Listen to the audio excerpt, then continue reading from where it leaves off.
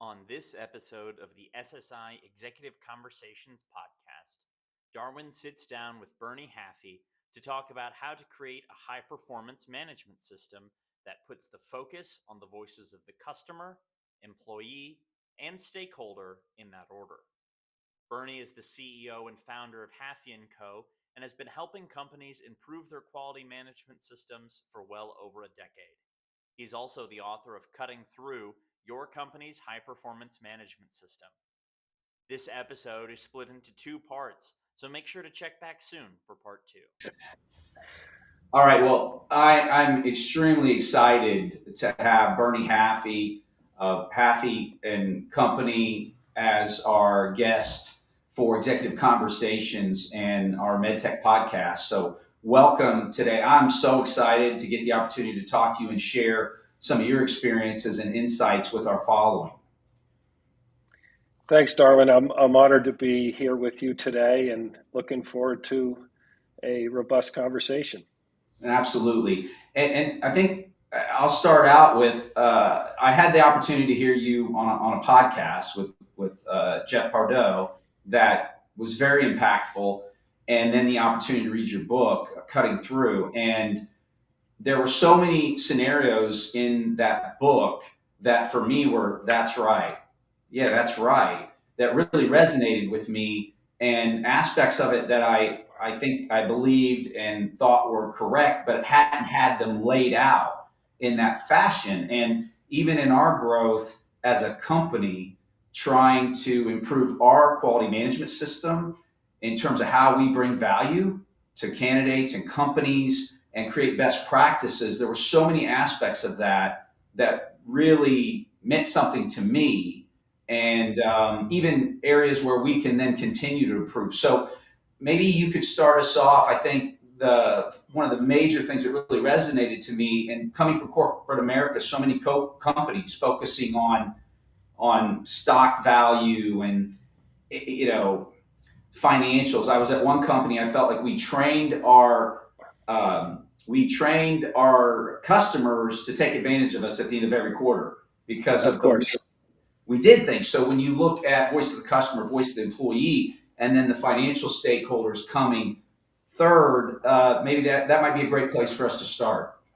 Yeah. Well, that goes to the core management theory, and I believe you have to have a strong theory or point of view on how to lead before you can practice effectively.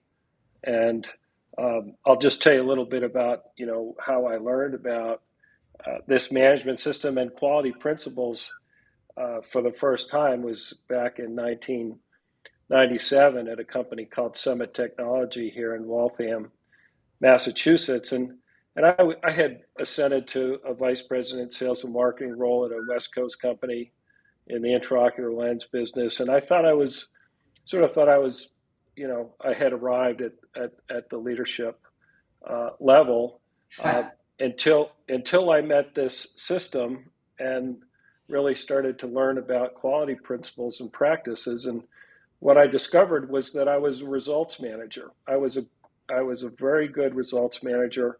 If the financial goal was to hit a certain number of dollars or a certain number of units, I'd find a way to get there. Unintended consequences aside, very similar to what you're talking about, driving at the end of the quarter for result. Yeah. And what I learned in this system, and in particular about management theory, is that it starts with leading indicators of future success.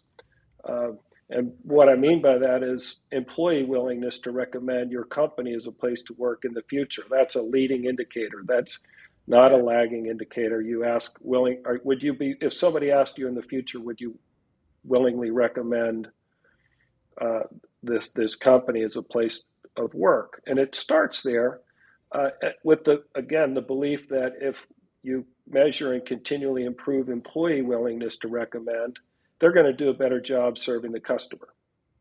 And you're going to link that employee willingness to recommend to higher and higher levels of customer willingness to recommend. And if you're effective at this, in essence, your customers become part of your marketing and sales organization because they're highly willing to recommend your product or service to others. And then thirdly is the financial health of the organization, and that is purely lagging.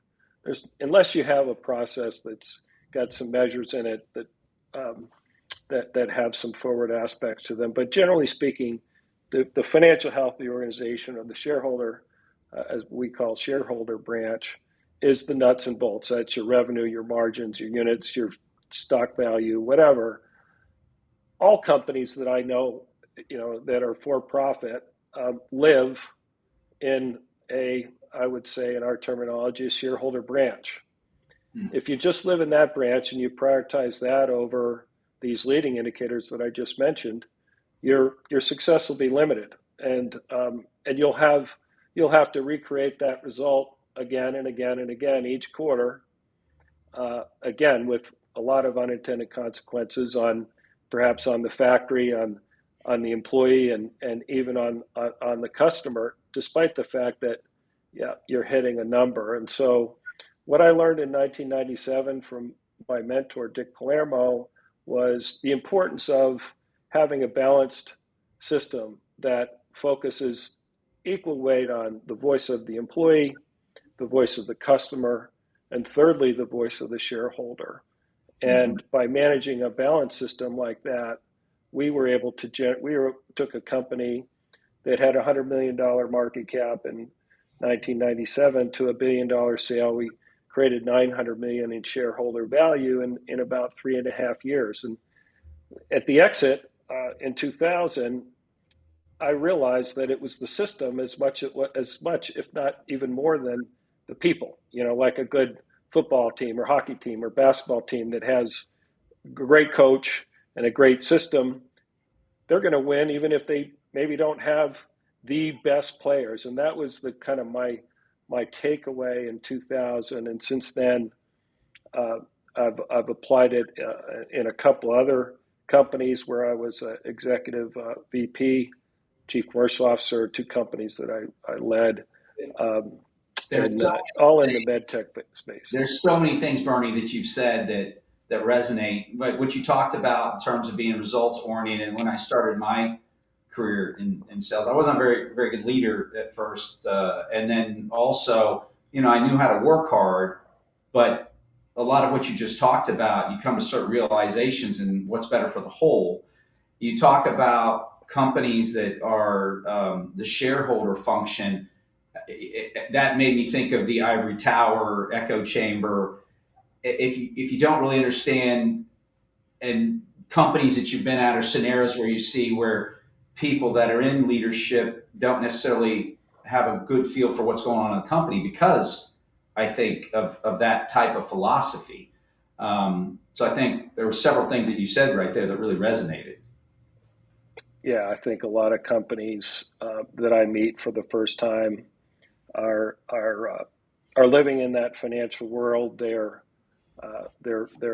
priorities are kind of over dictated by the shareholder, if you will. And I think you have to know your shareholder, and you have to know the value drivers, and you have to know the conditions in the future that would delight that key stakeholder. But you've got to have that balance.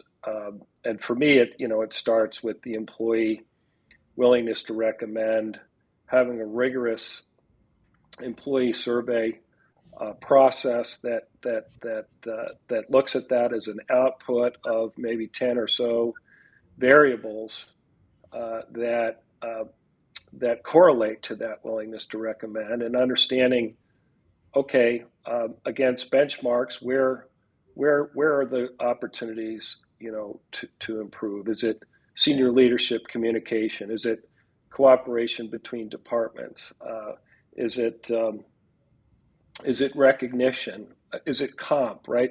And understanding sort of from a Pareto standpoint, the 1 or 2 things that are going to have the most impact on that, and having a system that attacks that in a very structured way.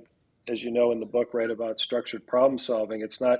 That's a quality approach. It goes back to Deming's Plan, Do, Check, Act, which, by the way, a descendant of the scientific method, right? Which is why we're living to 80, 90, 100 years old, and why we're flying on airplanes, millions of miles in our lives, and we have very few errors, right? You talk about your mentor in one of the slides of my presentation that you asked me about the other day, and I froze. I couldn't remember what it was, but it's that 93% of the failures of human versus system scenarios is the quote that's on there, and the sports reference. Sports have always meant a lot to me, but you still have to play the game. You don't win on paper. And you look at even some of these areas where, okay, you bring in better athletes or you have better talent that loses to a better system, and people that work together right, and actually are on the same page versus have more talent. That happens pretty regularly. Yep. So I think, to your point, being systems based and understanding how you bring people value and the way you focus is extremely important. Yeah, and everybody's got to buy into the system for it to be effective. Another mentor that had a dramatic impact on my views is Bob Palmisano. He was CEO of Summit and later, in fact, just exited Wright Medical to Stryker for about $5 billion. And he was a basketball guy. And he would use an analogy where, there's 10 seconds on the clock. He calls a timeout. The team's down by a point. And he draws up a play for the 5 players. And, you could think of those as 5 executives, right? And says, this is how we're going to execute the play. Darwin, you're going to set the pick. Bernie, you're going to shoot the bat. You're the shooter. And you have to say, even though you might want to be, you might think you're a better shooter and you should have the ball in your hands at that moment, the CEO is asking you to set the pick.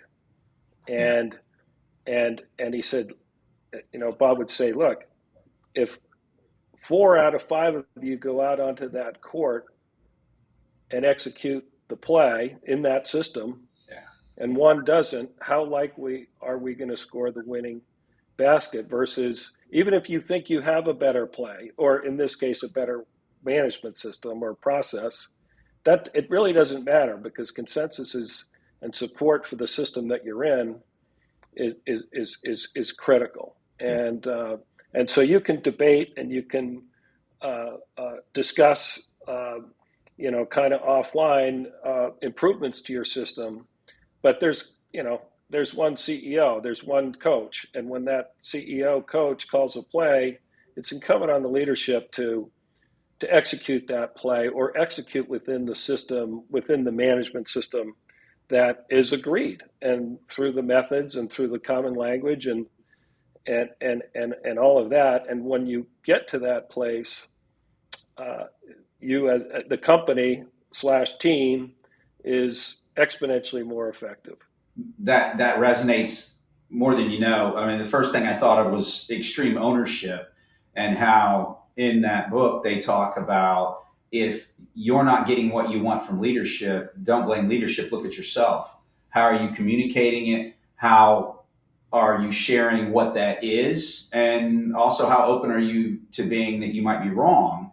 And then making sure that you share that information. But if after that information is shared and the leader decides, no, I hear you, but this is why we're going to do this, then you buy in like it was your idea.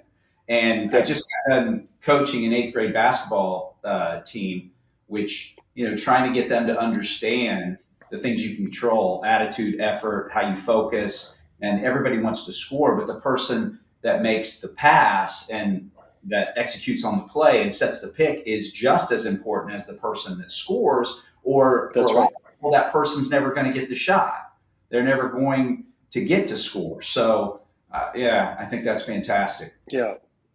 I'm a hockey guy, so, I can talk a lot about systems in hockey, but, if you on the forecheck, you're pursuing the puck. There's generally, 3 guys pursuing the puck in the offensive zone. You're in pursuit.